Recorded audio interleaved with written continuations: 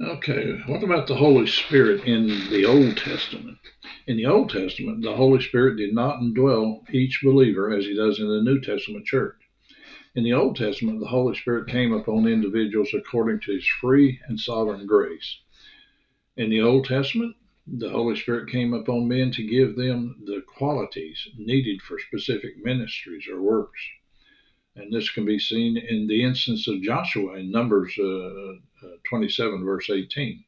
And when Zerubbabel was called to rebuild the temple, he was given encouragement by the Lord in Zechariah 4, verse 6. And the Holy Spirit came upon men in the Old Testament to give them understanding and knowledge, as we read about Bezalel in Exodus 31, verses 2 through 3. There isn't any evidence of the Holy Spirit that the Holy Spirit indwelt the Old Testament believers on a permanent basis. Excuse me. And the indwelling of the Holy Spirit on a permanent basis appears only in the church age. The Old Testament does give readers a promise of the Holy Spirit at some time in the future. This is when the Holy Spirit will be poured out upon all flesh, according to Joel 2, verse 28.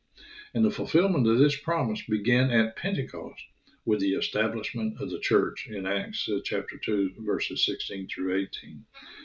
The Old Testament shows the Holy Spirit as being present in the world and associated with creation.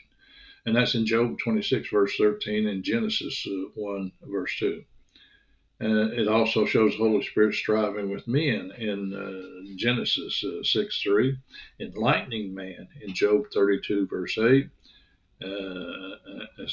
filling men in Exodus 31, verse 3, as coming upon men in Numbers 24, verse 2, and also in Judges 11:29 and 3:10 and 14:6. As resting upon men, Numbers 11:25, and you can also see verse 26 and verse 2. The Holy Spirit gave them wisdom in Isaiah 11, verses 1 through 3. And the Holy Spirit also bestows physical strength, according to Judges chapter 4, verses 5 through 7. And I thank you for listening.